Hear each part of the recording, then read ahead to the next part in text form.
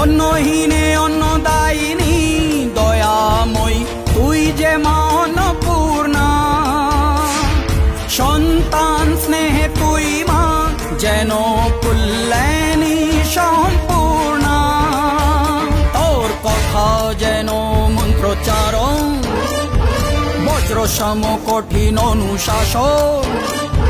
ধৈর্যেশ্বর বংশহা পৃথিবী, ধর্ম ও ন্যায়ের প্রতিচ্ছবি।